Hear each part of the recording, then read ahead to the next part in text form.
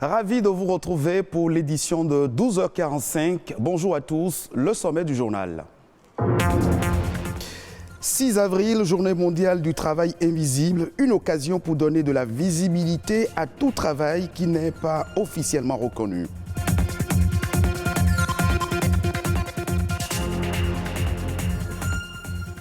Les oiseaux migrateurs sont de plus en plus menacés d'extinction, en cause les activités humaines et le changement climatique. À suivre dans cette édition, quelques stratégies à mettre en œuvre pour leur sauvegarde.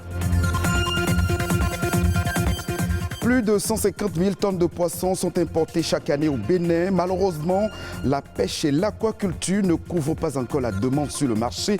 Un spécialiste nous donne quelques techniques à adopter pour un meilleur rendement.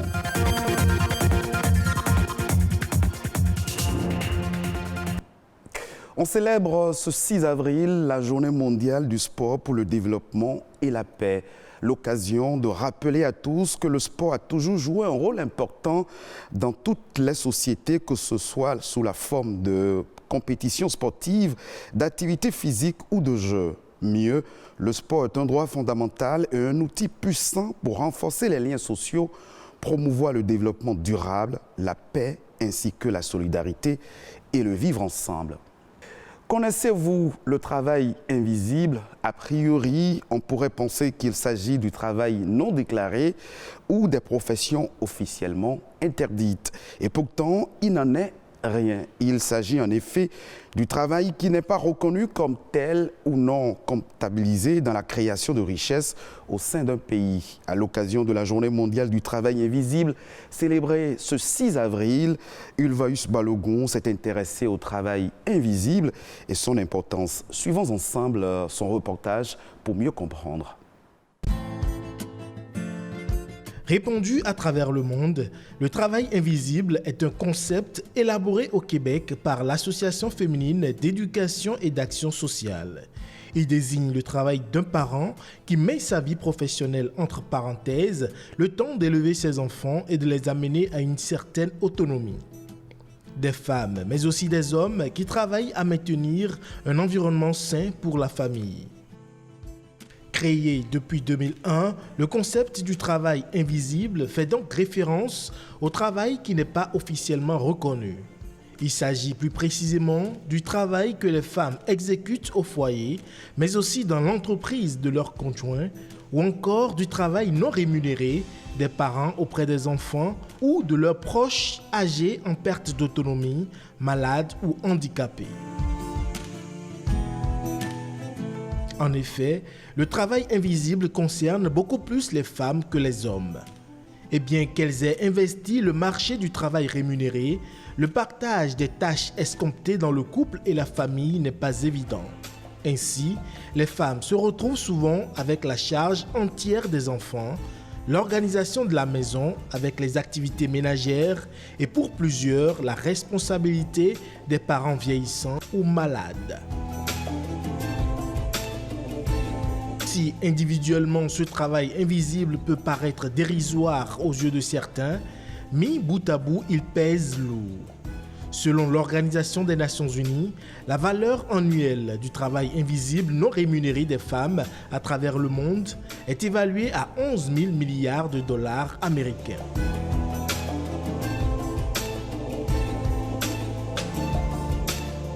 Le combat aujourd'hui pour de nombreuses femmes est la reconnaissance de ce travail. Bien que le travail invisible soit un travail d'amour, l'Association féminine d'éducation et d'action sociale estime qu'il faut sensibiliser le public à la valeur sociale et économique de ce travail non reconnu parce que non comptabilisé dans les comptes nationaux. Car la reconnaissance de cette contribution auprès de la famille et de la communauté permettrait de mettre en place des mesures sociales et financières. Avez-vous une idée de ce que c'est qu'un oiseau migrateur? C'est un oiseau qui voyage en fonction des saisons d'une zone de reproduction vers une zone d'hivernage et aussi pour changer d'habitat et pouvoir s'alimenter. Mais lors de leur long voyage, ces oiseaux sont souvent confrontés à plusieurs menaces. Amandine Aliambosso. Nous avons la guifette noire, le mélan noir, et les hérons, poupées, cendrées. Il y a plusieurs sortes d'oiseaux qui migrent. Maintenant, il faut voir en fonction des écosystèmes. Est-ce que ce sont des oiseaux d'eau? Est-ce que ce sont des oiseaux qui affectent les zones forestières et autres? Donc il y a ça, mais ce que nous suivons surtout sont les oiseaux d'eau migrateurs, notamment dans le Kora, Afrique, Eurasie. Les menaces sont assez nombreuses. Il y a les actions dues à l'homme, qui est sur les zones où les oiseaux ont l'habitude de venir chercher à manger. Si vous prenez par exemple le cas du sud du lac Nokwe aujourd'hui, c'est une zone qui en temps n'était pas occupée par les hommes. Mais aujourd'hui, on a un développement démographique important qui fait que là, l'espace que les oiseaux affectionnent pour trouver à manger, cet espace-là est occupé par les hommes. Maintenant, si vous prenez le cas de la lagune côtière, aujourd'hui on est en train de couper la mangrove. Ça veut dire qu'on est en train de détruire les espaces où les oiseaux, quand ils finissent de manger dans les eaux, vont se reposer ou bien vont faire leur nid et autres. Et il y a donc cette pression démographique qui influence ces écosystèmes-là qui ne sont pas favorables aux oiseaux. D'où la nécessité de trouver des approches de solutions pour que ces écosystèmes-là soient maintenus pour faciliter la conservation de ces oiseaux d'eau-là et leur permettre d'accomplir leur cycle de manière optimale. Nous avons une diminution de près de 50%. Je peux vous donner par exemple le camp de lac Nokwe seul, où on avait fait le dénombrement il y a 20 ans en arrière, on tournait autour de 20 000 individus. Mais aujourd'hui, le dernier dénombrement que nous avons eu à faire en 2019, nous sommes revenus à moins de 10 000 individus de différentes espèces.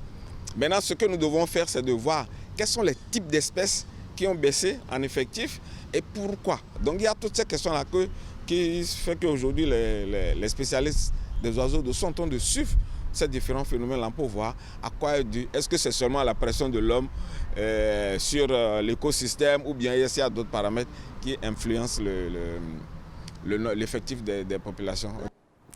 Des oiseaux migrateurs, des espèces en voie d'extinction qu'il faut protéger à tout prix. L'aquaculture est l'une des solutions trouvées par les experts pour satisfaire les besoins en consommation halieutique sur le marché béninois. Avec l'aquaculture, c'est aussi de nouvelles espèces de poissons en voie de disparition qui seront produites pour la consommation. Joséa Boudrenou nous donne ici quelques précisions sur ce sujet. Quand on parle de l'aquaculture, les gens confondent l'aquaculture à une branche de l'aquaculture qui est la pisciculture. La pisciculture concerne seulement l'élevage des espèces de poissons qu'on pourrait retrouver dans nos eaux. Et ailleurs, on peut faire l'élevage par exemple des huîtres, c'est une autre technique. On peut faire l'élevage des algues aquatiques et même l'élevage des plantes aquatiques, c'est aussi dans l'aquaculture. Celui qui veut faire la pisciculture doit d'abord savoir quelles sont les espèces de poissons à élever, où les élever et quelles sont les conditions dans lesquelles on peut les élever. Habituellement, l'aquaculture ou l'élevage de poissons se fait dans les étangs. Nous avons des dispositifs de bacs dans lesquels on peut élever des poissons, et élevage en bac au sol, comme on peut avoir des bassins, c'est-à-dire construits en béton, dans lesquels on peut élever des poissons. Ça, c'est l'habitat du poisson. On essaie de reproduire ça aussi bien artificiellement comme naturellement dans les plans d'eau pour faire l'élevage des poissons. Mais maintenant, après avoir créé l'habitat, il faut s'assurer de l'espèce de poisson à élever. Au Bénin, nous avons les différents types de tilapia qu'on peut élever, mais aussi nous avons les clarias. La troisième chose, après avoir connu les espèces, la présence de l'eau, c'est-à-dire l'habitat, c'est que la troisième chose, c'est l'alimentation. Qu'est-ce qu'on veut donner à manger aux poissons? Aussi, au niveau de la diversité biologique, il y a des espèces qui sont en cours de disparition. Et aujourd'hui, quand vous allez dans le monde de l'aquaculture, en ce qui concerne les poissons d'aquarium, c'est pour la plupart des espèces qui ont disparu de leur écosystème naturel à cause de la surexploitation. Et aujourd'hui, l'aquaculture reste la seule solution pour faire revivre encore ces espèces. Ça veut dire que ça permet de renforcer la diversité biologique dans nos pays. Actualité à l'international dans cette session d'information. Un demi-siècle après la première présentation de son travail dans la capitale sénégalaise, Picasso revient à Dakar, cette fois-ci au Musée des civilisations noires.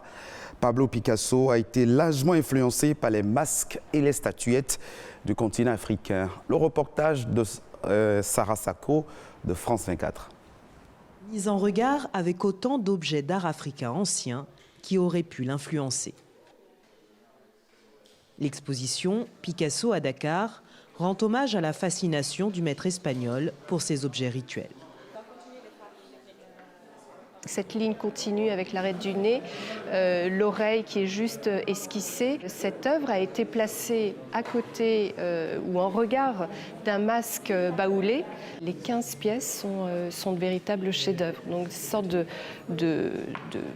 presque de marquage en fait du parcours de Picasso, d'œuvres emblématiques qui permettent de comprendre les liens, qui soient formels ou spirituels ou des liens même historiques avec l'art africain. Des archives retracent notamment la première exposition de Picasso à Dakar en 1972. Le peintre n'a jamais mis les pieds en Afrique subsaharienne, mais son lien avec le continent est réel pour l'un des commissaires de l'exposition. C'était à la fois une source d'inspiration pour lui, mais c'était également une source de réflexion, de déconstruction d'un certain nombre de certitudes pour arriver véritablement à une production aussi prodigieuse que celle que nous montrons ici à Dakar. Le projet, mûri pendant plus de 5 ans, est le fruit d'une collaboration entre 4 musées sur 2 continents. L'exposition Picasso à Dakar se tient jusqu'au 30 juin prochain. Et ce sera tout pour cette session d'information que vous pouvez revoir sur le www.ortb.bj. Merci de nous avoir suivis.